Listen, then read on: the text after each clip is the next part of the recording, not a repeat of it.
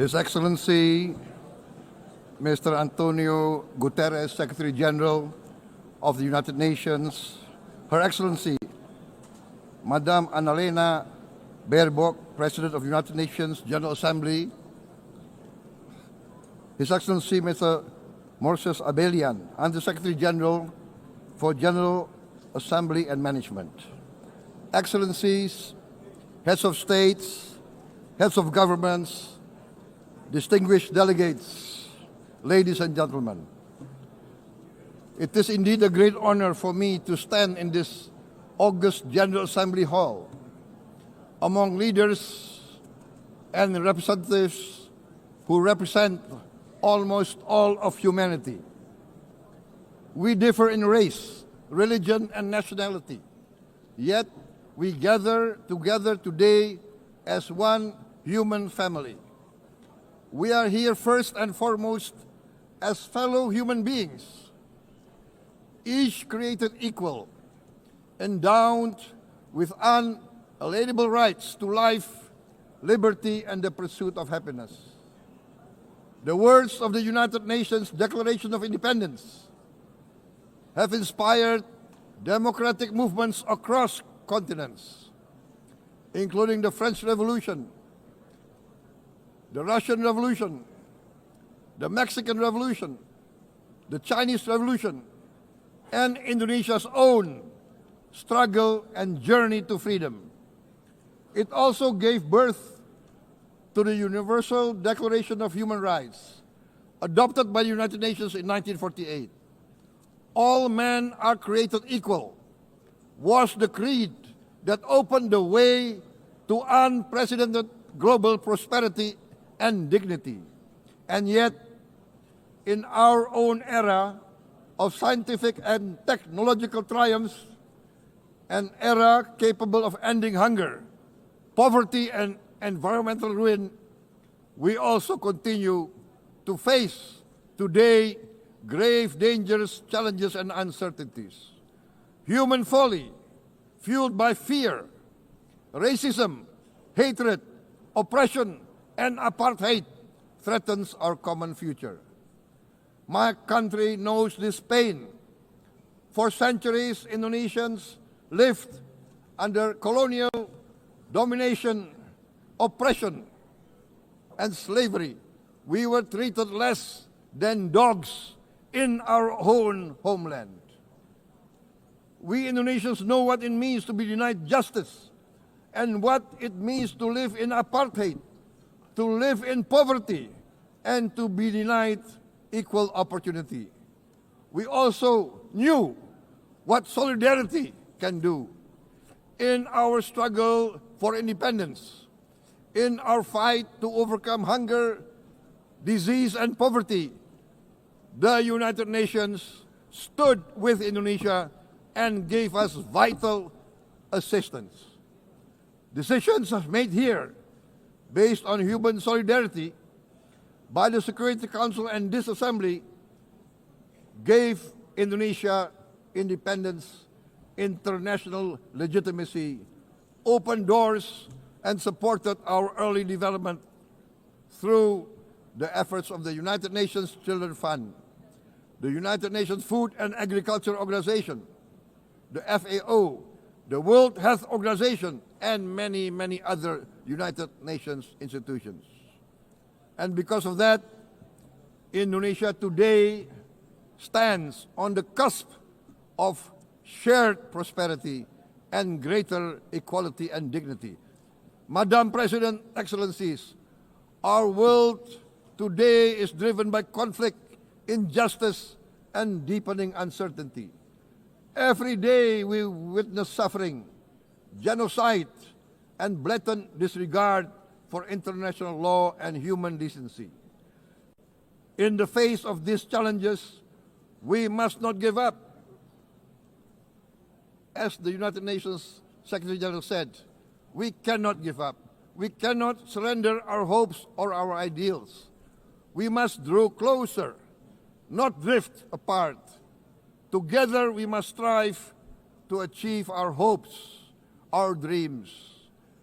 The United Nations was born from the ashes of the Second World War that claimed scores of millions of lives. It was created to secure peace, security, justice, and freedom for all. We remain committed to internationalism, to multilateralism, and to every effort that strengthens this great institution. Today, Indonesia is nearer than ever before to meeting the sustainable development goals of ending extreme poverty and hunger. Because years ago, this very chamber chose to listen and uphold social and economic justice. We will never forget. And today, we must never be silent while Palestinians are denied that same justice and legitimacy in this very hall. Excellencies, Thucydides warned, the strong do what they can, the weak suffer what they must. We must reject this doctrine. The United Nations exist to reject this doctrine. We must stand for all, the strong and the weak. Might cannot be right. Right must be right. Indonesia today is one of the largest contributors to United Peacekeeping Forces. We believe in the United Nations. We will continue to serve where peace needs guardians, not with just words, but with boots on the ground. If and when the United Nations Security Council and this great assembly decide Indonesia is prepared to deploy 20,000 or even more of our sons and daughters to help secure peace in Gaza or elsewhere, in Ukraine, in Sudan, in Libya, everywhere when the peace needs to be enforced, peace needs to be guarded, we are ready. We will take our share of the burden, not only with our sons and daughters, we are also willing to contribute financially to support the great mission to achieve peace by the United Nations. Madam President, Excellencies, I propose to this Assembly a message of hope and optimism, grounded in action and execution. Today, we heard the speech of Madam President, the President of the United Nations General Assembly. Yes, it is true what she said. Without the International Civil Aviation Organization, will we be here today? Will we sit in this great hall? Without the United Nations, we cannot be safe. No country can feel secure. We need the United Nations, and Indonesia will continue to support the United Nations, even though we still struggle, but we know the world needs a strong United Nations. The world's population is growing. Our planet is under strain. Food, energy, and water insecurity haunt many nations. We choose to answer these challenges directly at home and to help abroad wherever we can. This year, Indonesia recorded the highest rice production and grain reserves in our history.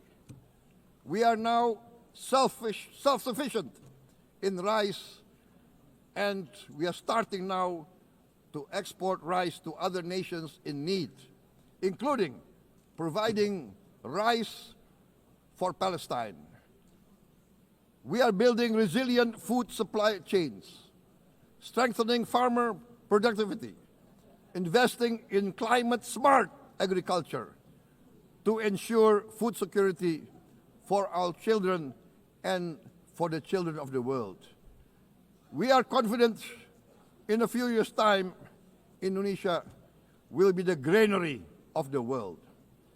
As the world's largest island state, we testify before you that we are already experiencing the direct consequences of climate change, particularly the threat of rising sea levels.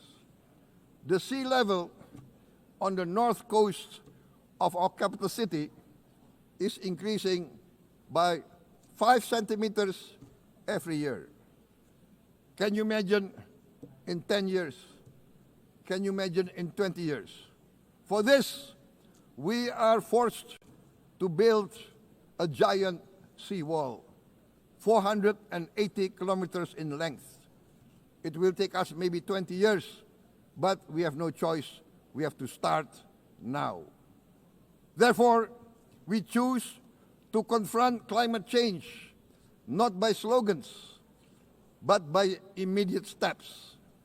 We are committed to meeting our 2015 Paris Agreement obligations.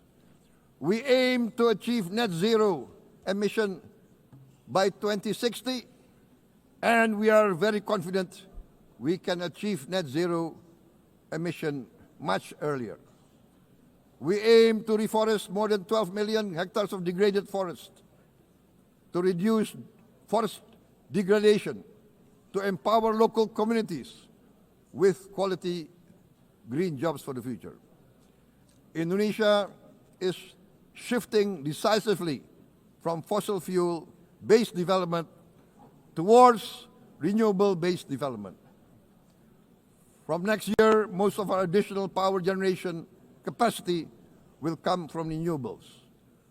Our goal is clear: to lift all of our citizens out of poverty and make Indonesia a hub for solutions to food, energy, and water security. Madam President, Excellencies, we live in a time when hatred and violence can seem to be the loudest voices. But beneath this loud noise lies a quieter truth, that every person longs to be safe, to be respected, to be loved, and to leave a better world to their children. Our children are watching. They are learning leadership not from textbook, but from our choices. Today, still, a catastrophic situation in Gaza is unfolding before our eyes. At this very moment, the innocent are crying for help, are crying to be saved. Who will save them? Who will save the innocent? Who will save the old and women? Millions are facing danger at this very moment. As we sit here, they are facing trauma. They are facing irreparable damage to their bodies. They are dying of starvation. Can we remain silent? Will there be no answer to their screams? Will we teach them that the human family can rise to the challenge? Madam President, we must act now. Many speakers have said that. We must stand for a multilateral order where peace, prosperity, and progress are not the privilege of a few, but the right of all. With a strong United Nations, we can build a world where the weak do not suffer what they must, but live the justice that they deserve. Let us continue humanity's great journey of ideals, the selfless aspirations that created the United Nations. Let us use science to uplift, not use science to destroy. Let rising nations help others to lift themselves.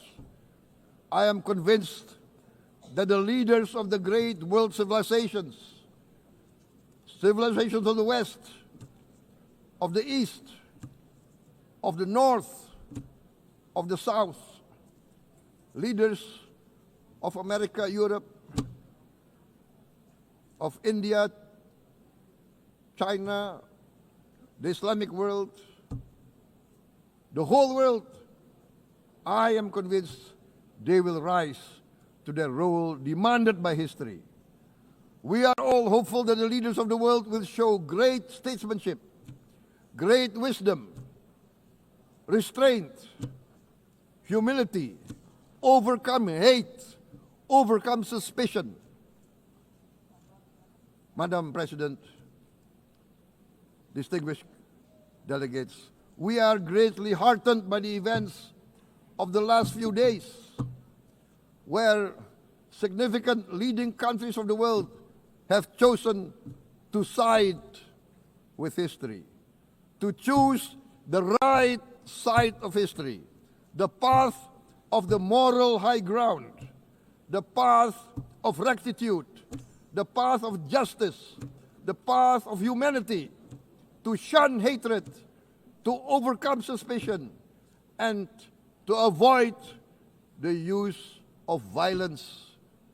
The use of violence will beget violence. No one country can bully the whole community of the human family.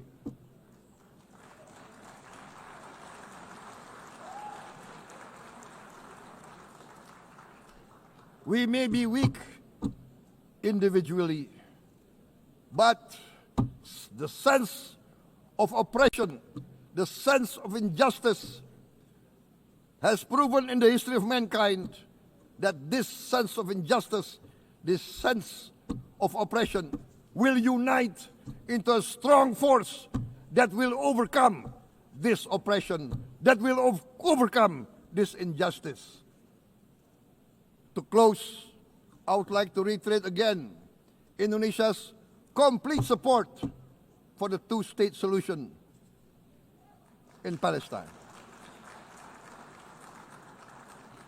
We must have an independent Palestine, but we must also recognize, we must also respect, and we must also guarantee the safety and security of Israel. Only then we can have real peace, and no longer hate and no longer suspicion. The only solution is this two-state solution. Two descendants of Abraham must live in reconciliation, peace, and harmony. Arabs, Jews, Muslims, Christians, Hindus, Buddhists, all religions, we must live as one human family. Indonesia is committed to being part of making this vision a reality. Is this a dream? Maybe, but this is the beautiful dream that we must work together towards. Let us work towards this noble goal. Let us continue humanity's journey of hope, a journey started by our forefathers, a journey that we must complete. Thank you. Wassalamualaikum warahmatullahi wabarakatuh.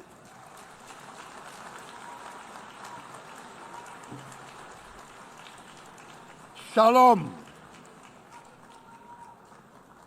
Om Santi, Santi, Santi Om. Namo Buddhaya. Thank you very much. May God bless us all. May peace be upon us. Thank you very much. Thank you. On behalf of the Assembly, I wish to thank the President of the Republic of Indonesia,